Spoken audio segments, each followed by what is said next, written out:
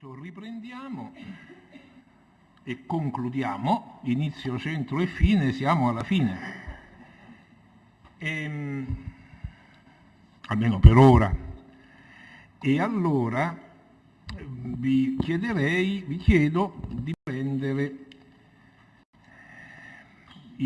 ancora una volta l'articolo di Pane Bianco, l'infinito e il testino Ino 7.5, che fa parte di quella integrazione di fotocopie di lunedì scorso.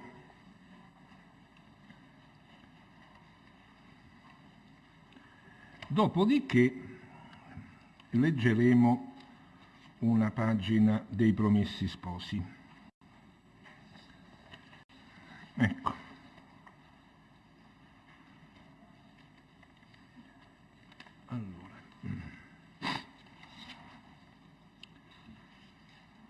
Dunque,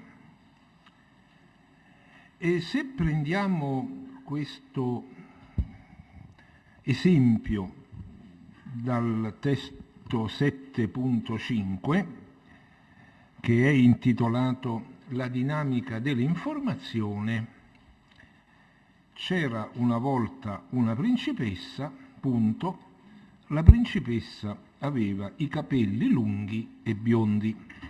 E naturalmente chi da piccolo o da grande ha ascoltato o letto delle favole accende, come dicono gli psicologi cognitivisti che da un po' di anni vanno molto di moda e dicono anche delle cose, almeno qualche volta, per quel poco che ne so, interessanti, si accende la cornice, termine tradotto dall'inglese, la cornice in inglese è frame, che è anche la montatura degli occhiali o la cornice del quadro, si accende la cornice della favola. Quindi capiamo subito che c'era una volta, non possiamo chiedere una volta in quale anno, mese e giorno, perché quello della favola è un tempo favoloso o un non, appunto fabuloso, oppure un non tempo. In un lontano reame non possiamo chiedere in quale continente, perché è un luogo fantastico, una principessa. Ma a me non interessa adesso la semantica, ma la forma. Non interessano le parole piene, ma le parole vuote. Cioè le parole vuote, come ho già detto, sempre riprendendo il solito, scusate la monotonia, Aristotele, tu me l'hai bruciato tutto, Mandio. Non lo posso più nominare dopo di te, dice uffa Aristotele. Allora Aristotele, parole vuote sono articoli, pronomi, parole piene, aggettivi, sostantivi, verbi, avverbi, cioè quelle dotate di significato proprio. Qui mi interessano le parole vuote perché vedete che quella che nel periodo numero 1, principessa, c'era una volta una principessa, presenta il personaggio umano preceduto dall'articolo indeterminativo, nel secondo periodo suona la principessa aveva una matrigna che era cattiva e bla bla bla, e quindi così vanno avanti gli inizi delle favole. Allora, una principessa, la principessa. Già questa successione di articolo indeterminativo e di articolo determinativo è interessante dal punto di vista di quella che si chiama dinamica dell'informazione. L'informazione è un processo che va avanti, non si deve dare troppa informazione perché altrimenti non capiamo. Questo vale per la parola parlata come vale per la parola scritta, non se ne deve dare troppo poca perché se no ripetiamo sempre le stesse cose. Ora, il principio dell'articolo indeterminativo e determinativo, per l'italiano che li ha entrambi, è appunto una principessa. Perché una? Chi è questa principessa? Lo vuoi sapere? Leggi avanti. La principessa aveva i capelli biondi, era figlia di una matrigna cattiva, eccetera. E invece nel secondo periodo la principessa, chi è questa principessa? Beh, te l'abbiamo già detto, c'era una volta una principessa. Questo è un piccolo esempio per illustrare nel concreto quella che che uno dei padri della linguistica, non dirò più moderna perché sono passati ormai 100 anni, Ferdinand de Saussure, nel corso di linguistica generale, chiama la linearità del significante, vale a dire la lingua, sia parlata sia scritta, procede in maniera lineare, da sinistra a destra, nelle lingue semitiche da destra a sinistra, ma la linearità è la stessa. E in questa linea dell'informazione abbiamo tanti segnali che si chiamano, che dicono vai avanti o ricordati quello che ti abbiamo appena già detto. Quelli che dicono vai avanti si chiamano segnali cataforici, perché kata è giù, quindi scendi nella linea della stringa, nella linea del testo verbale, scritto o orale, non importa. Invece la principessa significa che la principessa dovrebbe essere stata già nominata e quindi il là è anaforico, leggi su. Primo punto da osservare. Dunque, anafora e catafora, di cui i testi offrono infiniti esempi, e poi linearità dell'enunciato linguistico. Terza osservazione, la distinzione, che se parliamo di informazione ci interessa, di un testo che ci somministra informazione, è la distinzione tra il dato e il nuovo, cose del resto non difficili. Anafora e catafora sono parole un po' tecniche dal greco, ma insomma non sono cose astruse. Così ancora più semplice è, almeno in prima approssimazione, è la distinzione fra il dato e il nuovo. C'era una volta una principessa, la principessa è il nuovo. Adesso questa favola ci parlerà di una principessa. E vedete che una principessa è in coda al breve periodo iniziale, perché è l'elemento nuovo. Abbiamo il c'è presentativo, che oggi in italiano si usa tantissimo, c'è questo, c'è quello, c'è quell'altro, anche nelle strutture a lista, che sono una testualità molto semplice. Dopo la struttura presentativa, il dato nuovo è che si parla della principessa e non del re o del principe o dell'uccello dalle piume di fuoco o di qualunque altro personaggio del racconto favoloso. Nel secondo periodo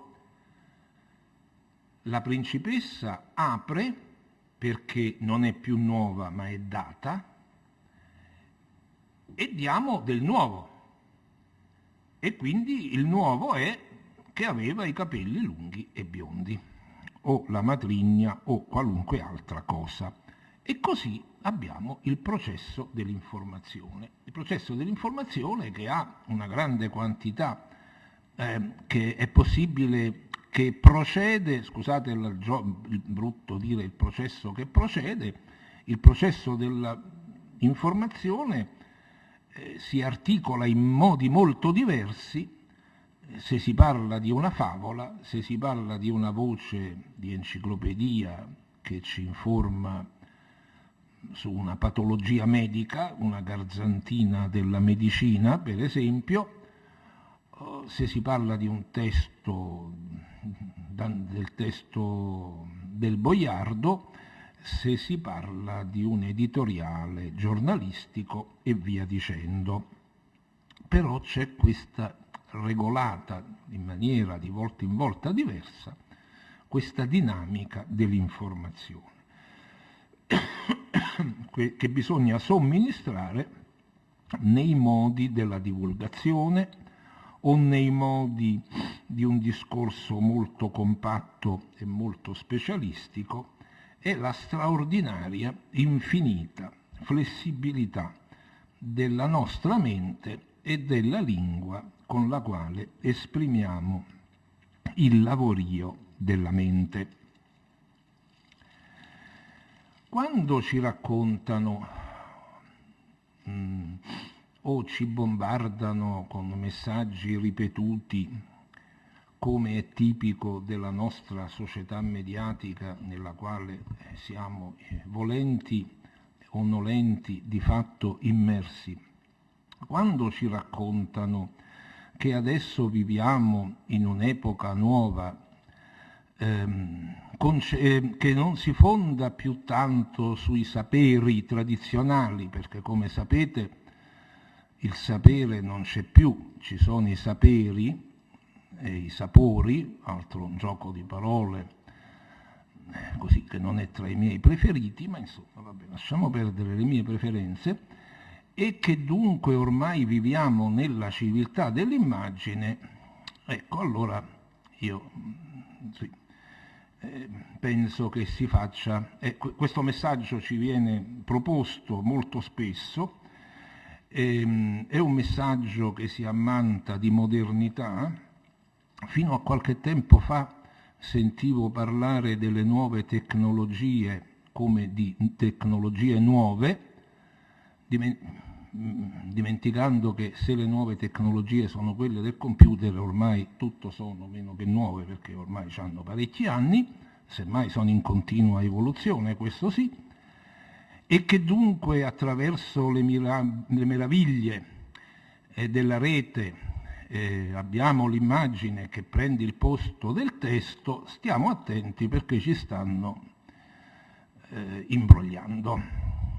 Intanto l'immagine non nasce con internet, scusate se è molto banale dirlo, e in secondo luogo si tace in maniera molto truffaldina o per ignoranza davvero crassa, che il processo dell'immagine non può prendere il posto del processo del testo, cioè della parola parlata o scritta, intendo sempre parlata o scritta, perché, come è stato messo in luce da molto tempo, l'immagine visiva che adesso ci viene proposta anche da internet, l'immagine visiva attiva, adesso vanno di moda le neuroscienze, attiva organi del cervello diversi da quelli del linguaggio verbale. Se il linguaggio verbale è lineare, come ho appena ricordato, l'immagine visiva, non c'ho nulla contro l'immagine visiva, per carità, ma non può l'una prendere il posto dell'altra. L'immagine visiva non si percepisce linearmente, ma in un altro modo, si percepisce simultaneamente. Questo è stato detto da Lessing nel Settecento, nell'opera Il Laocoonte. Ecco, noi abbiamo visto varie immagini, ma posso ricordare quella della Santa Teresa del Bernini, e noi abbiamo un'immagine di questo gruppo con l'angelo e Santa Teresa e lo percepiamo simultaneamente.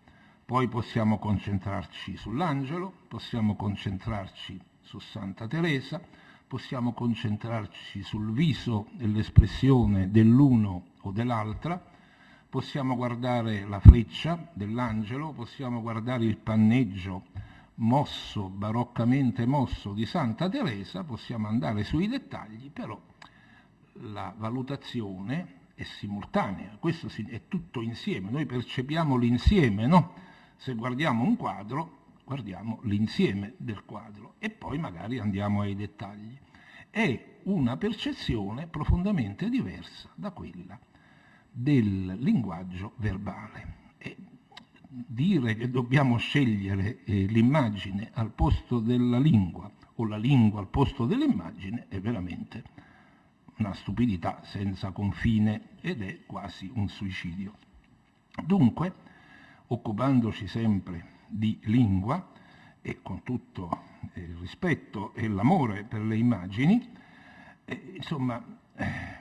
vorrei appunto insistere su questo aspetto che solo la scuola può coltivare, che è quello della lingua scritta dentro l'universo della lingua. E mi pare assurdo che nel 2012 si debbano ripetere cose così scontate, ma appunto questa faccenda che adesso in Italia noi sostituiamo il libro di testo con dei programmi in rete mi pare molto avventurosa, e anche perché i siti della rete, particolarmente certi siti italiani dove la rete non ha lo sviluppo che ha nel mondo di lingua inglese, sono siti scombinati, sgangherati, dove c'è di tutto, dove l'informazione, si dicono tante sciocchezze nei libri a stampa, ma in rete il controllo è ancora minore, il controllo dell'informazione. Quindi bisogna cercare di non perdere la bussola attraverso questi bombardamenti della nostra società mediatica. D'altra parte le nuove tecnologie sono veramente preziose e se uno non perde il senno e vuole sostituirle al normale addestramento, alla normale crescita della competenza linguistica che rimane il bene primario a cui la scuola, che tocca alla scuola sviluppare. E per fare un solo esempio, non mi posso soffermare su questo, a proposito di lingua e di dizionari, vorrei ricordare che oggi i dizionari monovolume, dallo Zingarelli, credo al Devoto Oli, anzi sicuramente, ad altri dizionari come il Sabatini e Coletti e via dicendo, viaggiano su carta e non sono sostituibili, però sono accompagnati da un CD. E probabilmente in classe non c'è il tempo per insegnare l'uso del CD, ma è probabile che i ragazzi se la cavino bene con questi, non lo so, bisogna sempre guidarli e metterli sulla buona strada, perché il CD può dare delle risposte che il dizionario su carta non dà. Se uno vuole sapere quali sono gli anglismi entrati nell'italiano del XX secolo, un CD ben fatto permette di avere una risposta immediata. Il dizionario cartaceo non permette una simile consultazione, bisognerebbe leggere tutto il dizionario e spuntare gli anglicismi o anglismi che dir si voglia, cosa che naturalmente non si fa, solo un folle la farebbe. Dunque, e poi si possono chiedere tante altre cose in fatto di prefissi, di suffissi, di neologismi, di parole nuove, di parole di origine non latina, dato che la maggioranza delle parole dell'italiano è di origine latina, di francesismi, di semitismi, e può diventare anche un gioco. E non so quanto tempo ci sia in classe per fare questo lavoro, ma forse un po' di lavoro a casa con opportuni suggerimenti potrebbe essere suggerito agli allievi.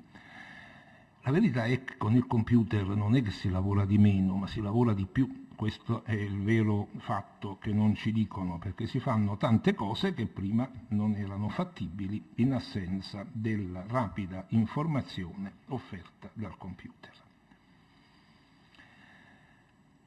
Ciò detto, scusate questa parentesi, perché qui c'è il problema di essere o di apparire moderni, e allora è meglio essere che sembrare, dicevano già gli antichi, e quindi insomma non buttarsi sulle peggiori parole d'ordine, ma invece cercare di utilizzare in questa società complessa e anche complicata nella quale viviamo le opportunità che sono alla nostra portata. Ciò detto, volevo ancora fare un breve accenno che si lega a tema e rema, tra l'altro, alle parole vuote e ai connettivi, ai quali avevo accennato molto rapidamente 2 lunedì fa e sui quali non posso soffermarmi troppo. Però, ecco, nell'insieme del testo i connettivi hanno un rilievo importante. Se torniamo rapidissimamente all'articolo di Pane Bianco, quest'articolo non ha molti connettivi, però se guardiamo alla riga 100, seconda colonna, quella a destra, Pane Bianco parla di 2 partiti, uno che deve farsi carico della crescita e l'altro che è un partito liberista. Per il secondo partito invece, ecco, invece è un connettivo. Pensate come sarebbe perché distingue il primo partito dal secondo. Pensate come sarebbe fuorviante sostituire invece con infatti. Cioè, sembrano cose sciocche, però insomma sono fondamentali per l'organizzazione del testo. C'è l'importanza delle parole piene e c'è l'importanza, forse quasi altrettanto pesante, delle parole vuote, anche se sono vuote. Oppure, se guardiamo sempre nell'articolo di Pane Bianco, alla riga 142, se fossimo un paese meno complicato, e poi saltiamo alla riga 147, ma siccome siamo complicati, quel ma è un altro connettivo che ci indica svolta nell'esposizione o, se preferiamo, nella gestione dell'informazione. L'infinito. Intanto l'infinito ci dà un caso tra 1 miliardo, tra infiniti, di funzione tematica del titolo, no? Perché il titolo, pensate a tante opere dell'arte novecentesca o del nostro nuovo secolo o millennio che sia, arte informale, quindi di difficile decifrazione dei contenuti.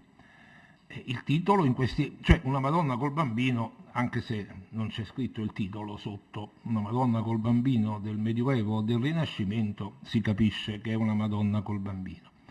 Ma per l'arte moderna e contemporanea il titolo ha un valore di orientamento nell'indirizzare la nostra osservazione del quadro o anche della statua nella direzione suggerita dall'autore dell'opera.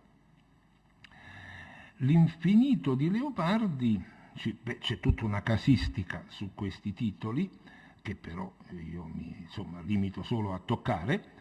L'infinito di Leopardi ha per titolo un sostantivo. La parola del titolo non c'è nel testo in forma di sostantivo. La parola infinito affiora al verso 11, al verso 10, scusate, infinito silenzio, e appare come aggettivo e appare tardi, perché appunto verso 10 su 15, però il titolo noi l'abbiamo letto e quindi già ci orienta e ci fa dire cosa diciamo del tema l'infinito. Allora, del tema l'infinito diciamo un rema, cioè diamo una informazione. Tema e rema li possiamo usare, anche qui, chiedo scusa, sono termini aristotelici ma ancora in pieno uso, sarebbero il soggetto e il predicato in analisi logica. Il tema è ciò di cui si parla e il rema è ciò che si predica dell'argomento e di ciò di cui si parla. Quindi la principessa aveva i capelli lunghi, la principessa è il tema, i capelli lunghi e biondi della principessa sono il rema, quello che diciamo della principessa. Era simpatica, era antipatica, era bella, era brutta e via dicendo. Nell'infinito di Leopardi ricordiamo i primi 3 versi: sempre caro mi fu quest'ermo colle e questa siepe che da tanta parte dell'ultimo orizzonte, grazie al quadro esclude, ma sedendo e mirando. Questo ma è ancora più importante di quello di Pane Bianco che abbiamo appena ricordato, non solo perché l'infinito è un po' più durevole del pur ottimo articolo di Pane Bianco, ma perché quel ma ci dà davvero la svolta concettuale della poesia, dal momento che il colle e la siepe sono il limite. Il ma, come credo che si dica in ogni commento del testo, il ma segnala il superamento del limite posto dal colle e dalla siepe. Quindi questo ma, che è parola vuota, vuotissima, ha un segnale di svolta fondamentale. Ha un valore di segnale di svolta molto importante. Benissimo. Queste sono solo delle osservazioni un poco disordinate su una materia che è molto vasta. Adesso vorrei leggere il testo che avete già da 2 lunedì e che è quello ricavato da un capitolo e in maniera antologica da un capitolo dei Promessi Sposi, capitolo 4. Allora, noi l'altra volta abbiamo letto da Wikipedia il testo sul serpente corallo e il serpente corallo è un soggetto animato, non è un sasso però non è un soggetto umano, è una testualità enciclopedica di carattere scientifico molto elementare, dove questo tema, il serpente corallo, veniva ripetuto senza sostituzioni. Naturalmente, quando passiamo a un'opera narrativa, la musica è diversa, perché è la qualità, è il tipo di testo che è diverso. Intanto il soggetto diventa umano e, ahimè, o per fortuna, i soggetti diventano una pluralità. E quindi un esercizio, forse proponibile, può consistere nell'esame della continuità tematica e delle coreferenze. Cercherò subito di spiegare questi termini.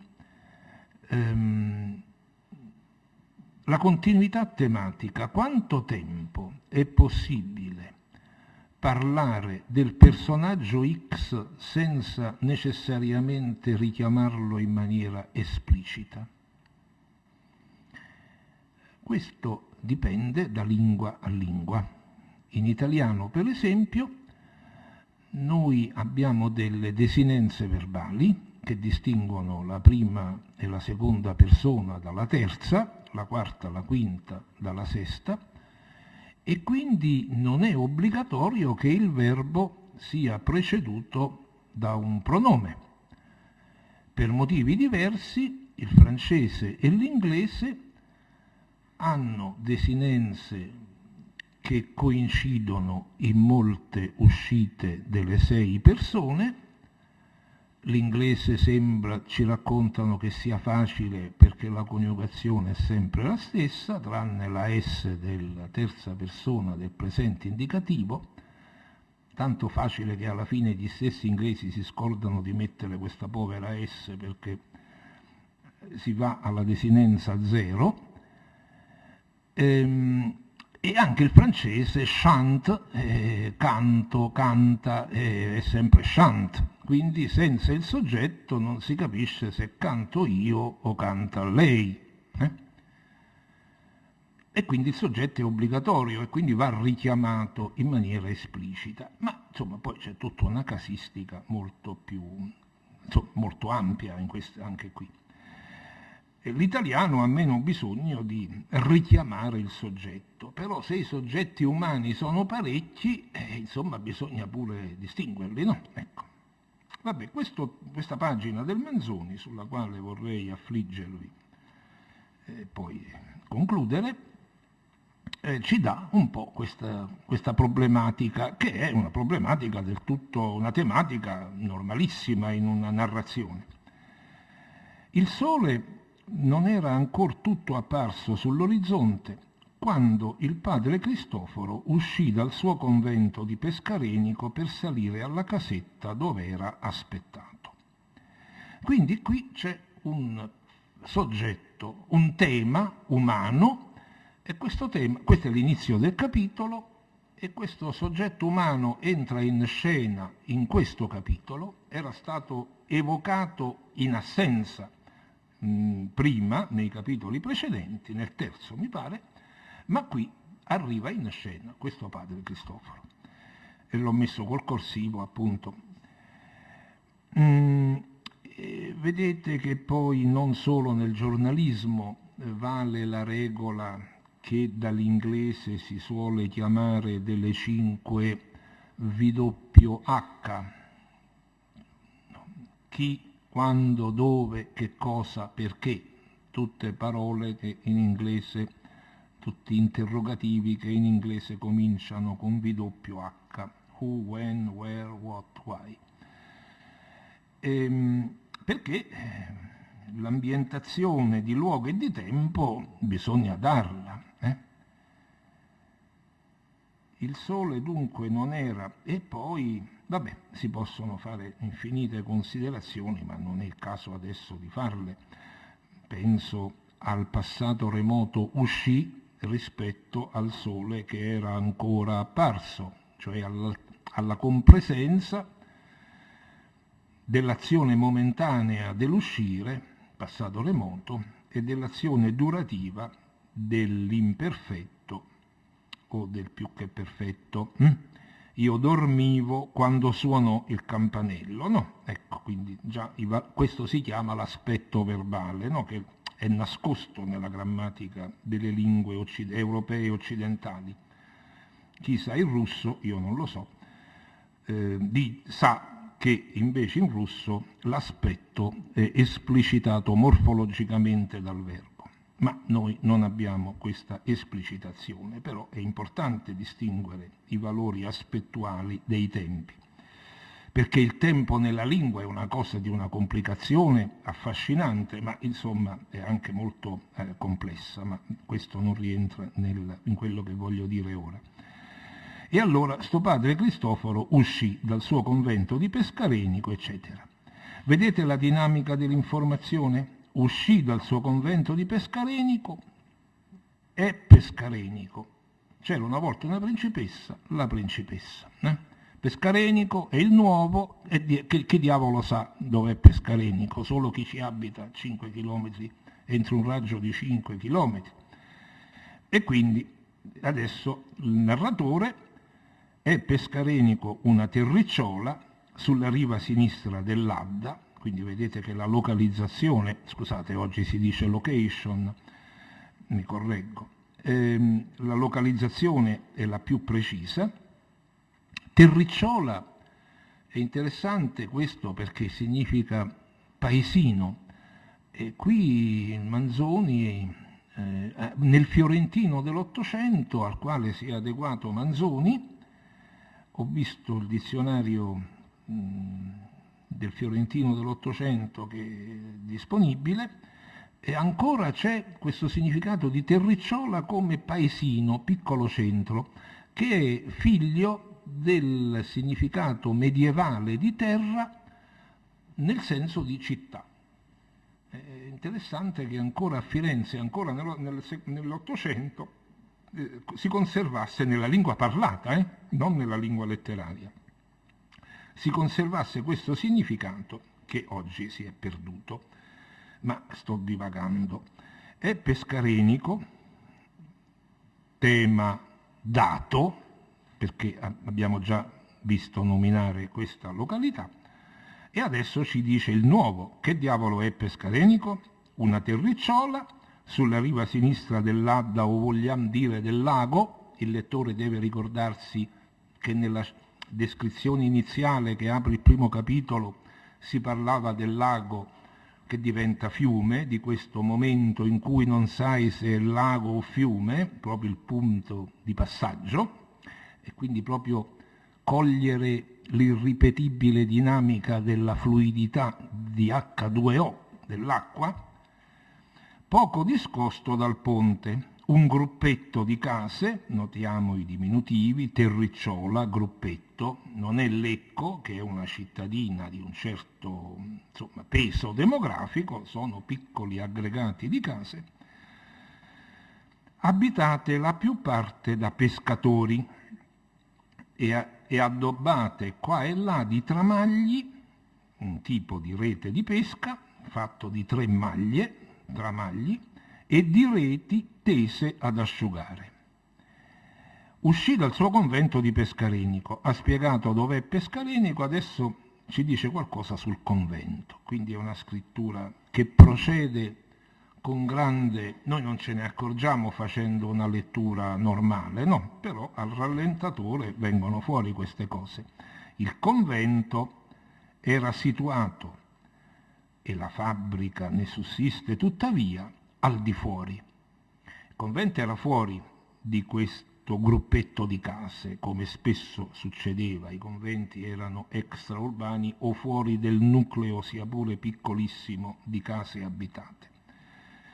E poi c'è questa parentesi che ci dà, perché il testo è lineare, va a sinistra, da sinistra a destra, ha le anafore e le catafore, e qui lo stiamo vedendo, perché Pescarenico, Pescarenico, convento, convento, senza sostituti sinonimici, ma con aggiunta di informazione ogni volta, no? Il convento di Pescarenico, Pescarenico è qui e il convento è lì. Però poi i significati, e questo è il bello, che si dovrebbe, che solo anche qui, se non lo fa la scuola, non lo fa nessuno, quindi avete voi tutte le responsabilità delle catastrofi del paese che ci incombono sulla testa, insomma, no? Sappiamo di chi è la colpa, non dei politici, ma di voi che siete giovani, forti e non fate il vostro dovere, è evidente, no? Ecco, quindi siamo tranquilli, no? C'è il colpevole. Ma anche noi. Ma noi siamo vecchi, abbiamo fatto la nostra parte. Ma magari non paghiamo. Ci autoassolviamo. Siamo evasori fiscali. E vabbè, nessuno è perfetto. Poi le tasse le devi pagare tu, a me i soldi mi servono. Che discorsi? Che discorsi sono? Quindi la colpa è di questi giovani ascoltatori e ascoltatrici. Siamo tranquilli. Abbiamo risolto un problema grave del paese.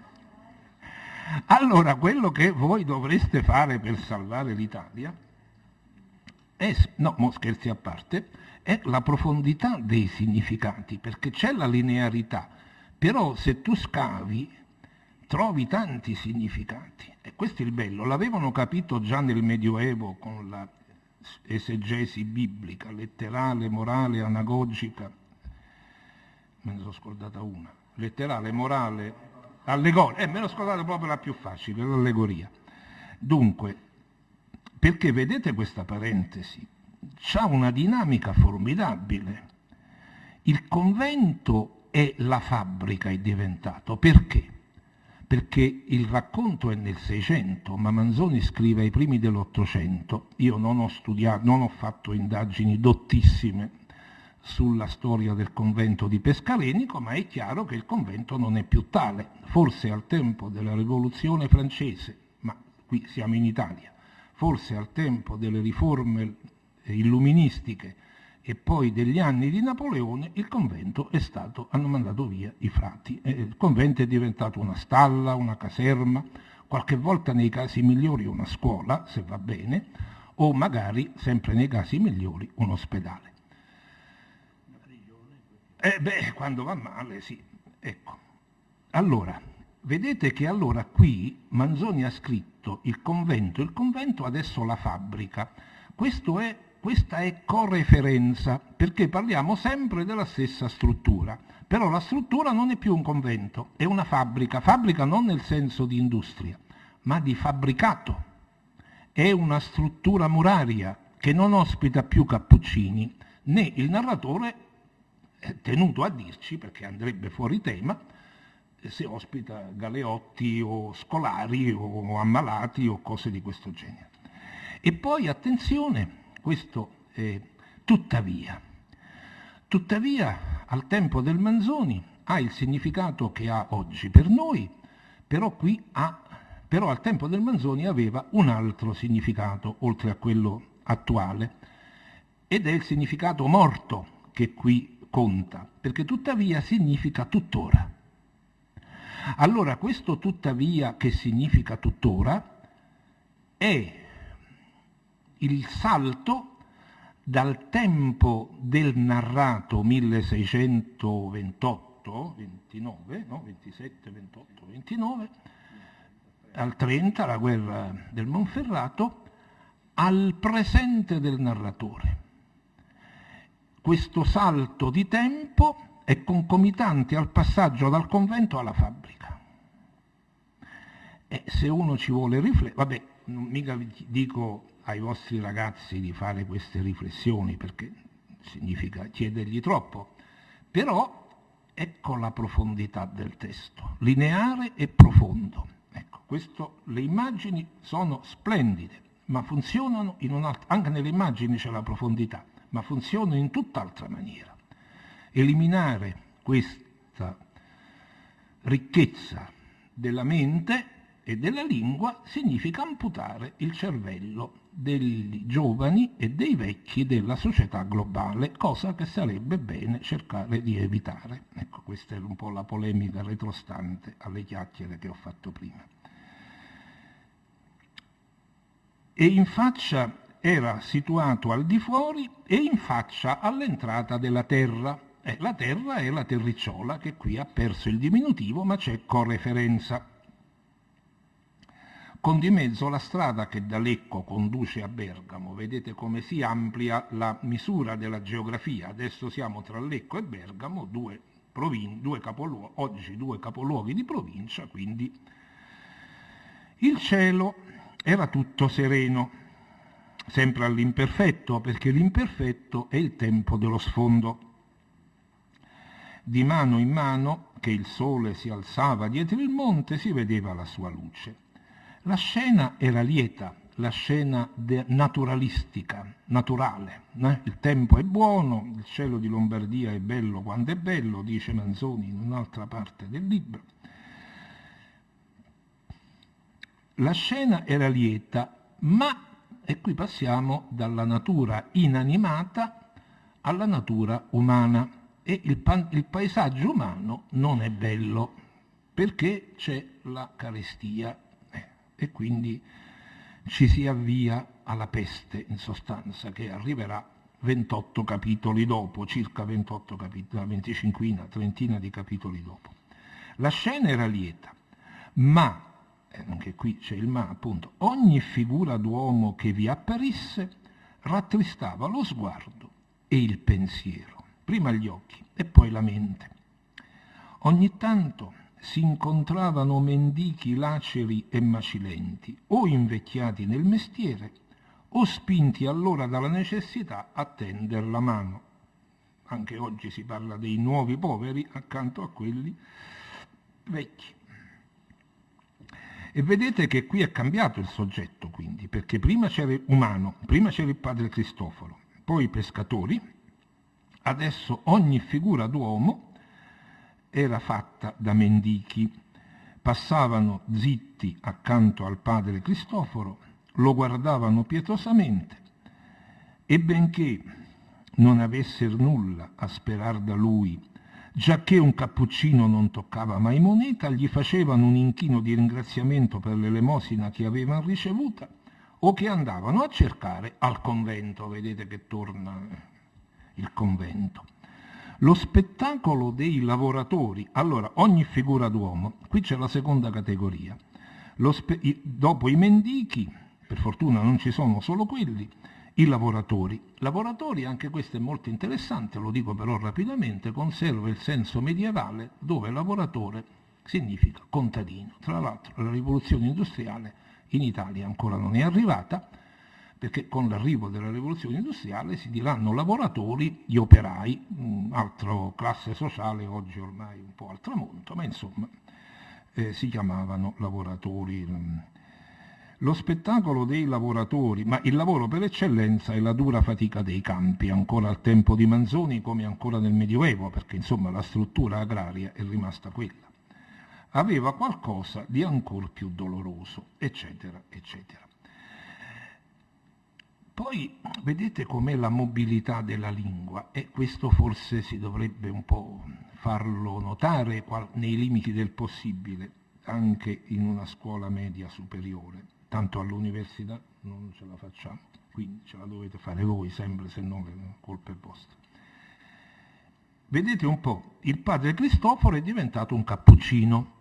Per capire che parliamo della stessa persona, dobbiamo sapere che padre Cristoforo è un cappuccino, perché potrebbe essere un domenicano, un gesuita, 1000 altri ordini religiosi, e quindi insomma... E poi naturalmente si capisce che la relazione di significato, padre Cristoforo è uno e cappuccino è l'ordine, che è un ramo dell'ordine francescano, quello dei cappuccini. Prendono questo nome perché portavano un cappuccio. E poi guardate ancora, questi spettacoli accrescevano a ogni passo la mestizia del frate. Frate è ancora più generico di cappuccino. Quindi qui è proprio... chi l'ha detto questo? Generi e specie? Sì. Lo dici tu, però io mi sono scocciato di copiarti. È il solito Aristotele, generi e specie, insomma, animale, gatto, gatto d'angora, no? E tutta questa struttura dei significati che, passando dalla logica aristotelica alla terminologia linguistica, prendono il nome di iperonimi, fiore, e iponimi rosa, garofano, bla bla bla, no? Quindi frate, cappuccino, padre Cristoforo. Ma ecco, e qui why, perché, no, non sta scrivendo un articolo di giornale, ma perché si prendeva tanto pensiero di Lucia? Questo è il narratore che interviene.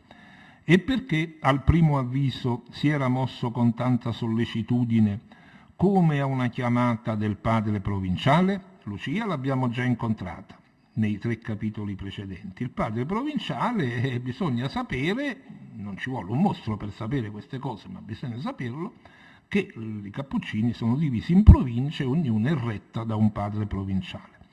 E chi era questo padre Cristoforo? Bisogna soddisfare a tutte queste domande. Il padre Cristoforo era un uomo più vicino ai 60 che ai 50 anni. E quindi qui c'è proprio la classica descrizione fisica e psicologica che poi la narrativa abbandonerà. Il verismo, per esempio, la fa emergere dall'interno, ma è la poetica dell'impersonalità che non è quella del Manzoni.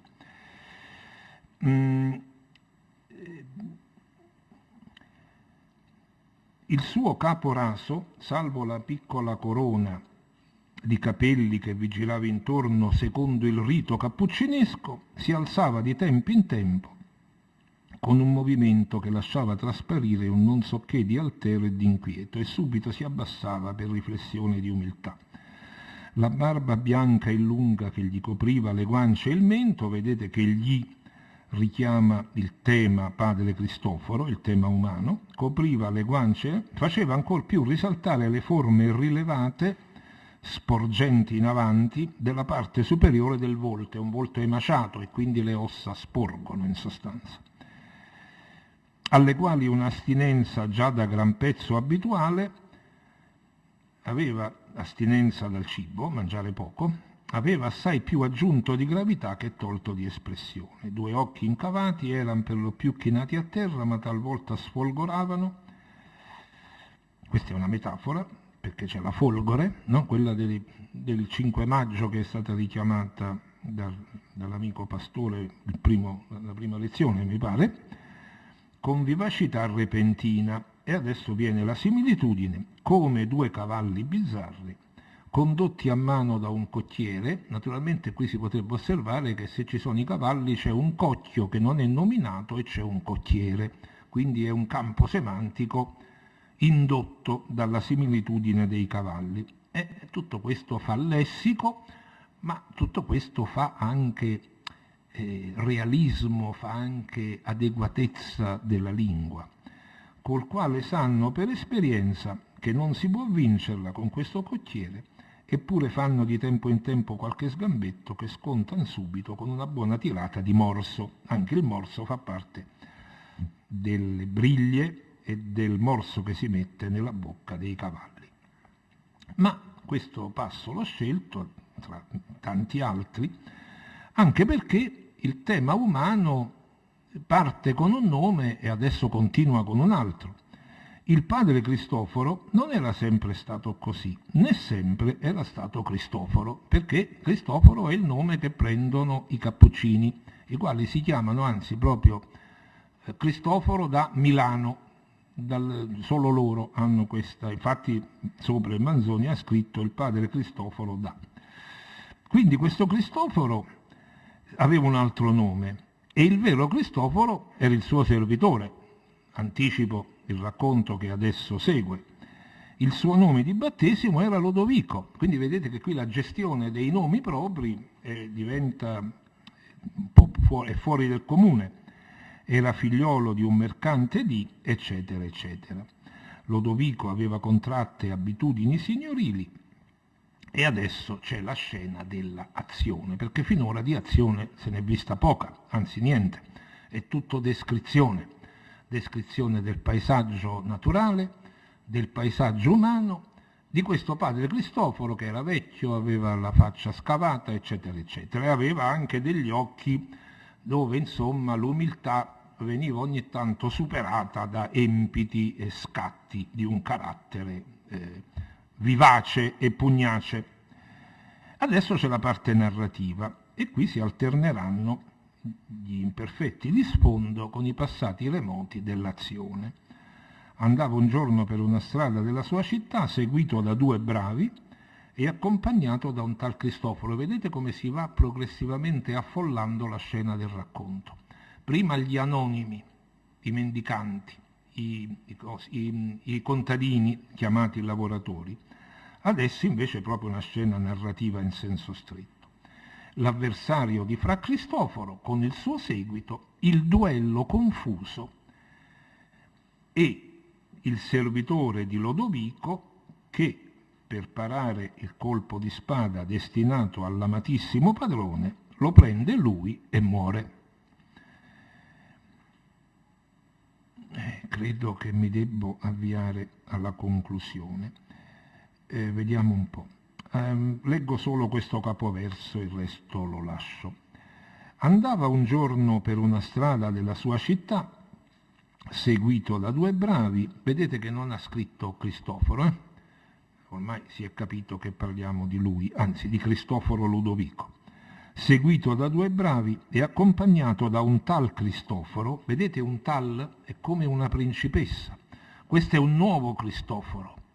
Quindi è un certo Cristoforo, e quindi è nuovo, anche se il nome è vecchio, perché il referente è diverso, è il servitore di Ludovico che non è ancora Cristoforo. Vedete che naturalmente qui mi sono messo d'accordo con Manlio Pastore e quindi stiamo parlando, facciamo un passo indietro.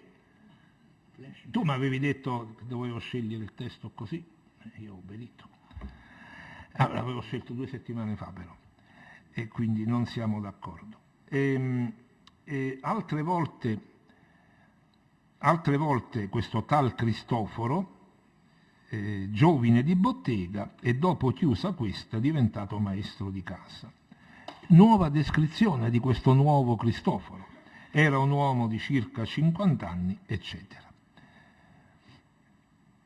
Vide Lodovico allora, Lodovico, il futuro Cristoforo, vide spuntare da lontano un signor tale. Questo signor tale non è nominato col nome proprio. Arrogante e soverchiatore di professione. Vedete, vide, qui c'è passato remoto, col quale non aveva mai parlato in vita sua, ma che gli era cordiale nemico e al quale rendeva pur di cuore il contraccambio. Notate il gioco di parole, cordiale anche di cuore, quindi è vivo il rapporto tra cuore e cordiale. Giacché è uno dei vantaggi di questo mondo quello di poter odiare ed essere odiati senza conoscersi. Questa è la massima morale che ci porta al presente, che è un presente atemporale, no? È come un teorema di Euclide, insomma, che ci dà i teoremi al presente, un presente acronico, un presente fuori del tempo. E quindi anche qui i piani temporali vedete che si intrecciano. Costui, seguito da 4 bravi, si avanzava diritto con passo superbo e poi segue la scena del duello, ancora con i tempi al passato remoto, secondo questa distinzione di sfondo e primo piano che c'è nella pittura, no? Il paesaggio di sfondo e il personaggio umano in primo piano, di norma non sempre, poi ci sono le pitture senza umani naturalmente, e così la lingua realizza lo sfondo e il primo piano con i tempi verbali, così come il cinema lo fa con altri mezzi e via dicendo. Io avrei voluto parlare di altre cose, forse già ho parlato di troppi argomenti, ma dovendo concludere voglio solo accennare e ribadire, se voi me lo permettete, questo aspetto. Avrei voluto parlare delle manovre di una certa complessità che trasformano la lingua parlata in lingua scritta. Oggi si vede che l'italiano è una lingua molto più parlata di un passato anche recente, e però questo ha un costo sullo scritto, perché i nostri ragazzi, ai vari livelli di età e anche gli adulti, quando scrivono, senza accorgersene, senza farci caso, prolungano nella scrittura la lingua parlata. Una volta ci si lamentava della distanza tra lingua scritta e lingua parlata. A me la parola lamento non piace. Oggi noi registriamo, che sia stato in un passato lontano o vicino, registriamo una eccessiva invadenza del parlato nello scritto.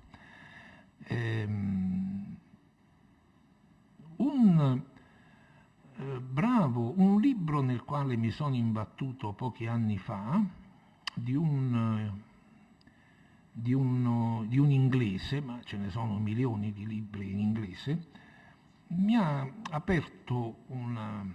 fatto capire una cosa che non avevo capito. Non è un linguista, però è un uomo colto che è stato attivo in Africa, un certo Hastings, ma non so, insomma, non è tradotto in italiano. Insomma, questo qui che ha esperienza di cultura europea, ma ha lavorato anche in situazioni del continente africano subsahariano, ha detto una cosa molto bella, importante, che ci dovrebbe far capire meglio anche i problemi nostri. La cosa è questa: lui dice Una tribù ha una lingua parlata, perché tutti gli uomini hanno una lingua parlata, e si riferisce a queste società tribali, primitive. Si può usare la parola primitivo per una società priva di scrittura, senza razzismo, ma come fatto è dato di fatto oggettivo. E invece, se più tribù si mettono insieme, devono elaborare una lingua scritta comune.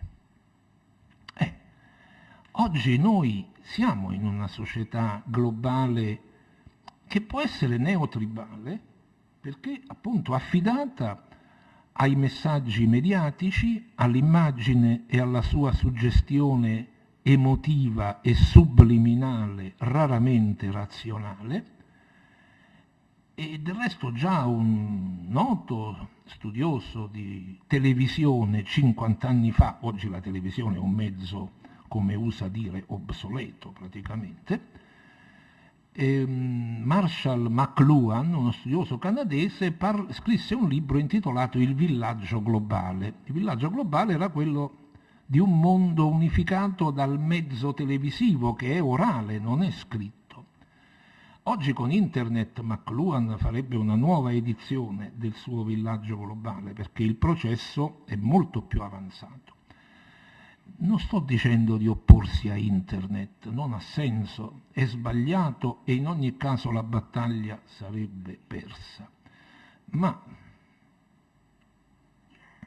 come dice Hastings, l'elaborazione della lingua scritta presuppone il superamento, non la cancellazione della lingua parlata, altrimenti scriveremmo come nel Medioevo, scriveremmo in latino, lingua morta, non ha senso. Ma presuppone una elaborazione intellettuale. E lui fa il caso del padre della odierna Tanzania, il quale, la Tanzania è quel paese che deve essere molto bello, ci vediamo sempre i ghepardi, questo raro animale, in genere sono...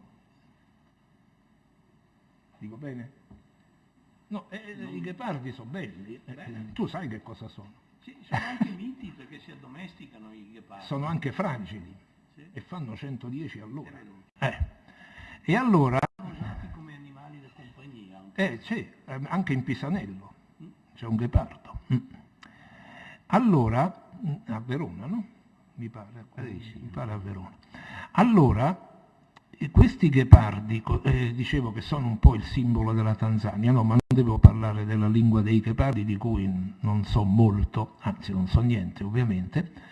Nyerere, il padre della Tanzania, un socialista cattolico appreso da questo libro, propose come lingua nazionale lo Swahili, che era una lingua che parlava poco più del 10% della popolazione. E quindi andò bene, perché non era la lingua dell'etnia maggioritaria, è come il toscano, era solo la lingua dei toscani. E per incoraggiare l'uso dello Swahili nella scuola media, poi a un certo livello è entrato l'inglese, si capisce. Lui tradusse 2 tragedie di Shakespeare in Swahili.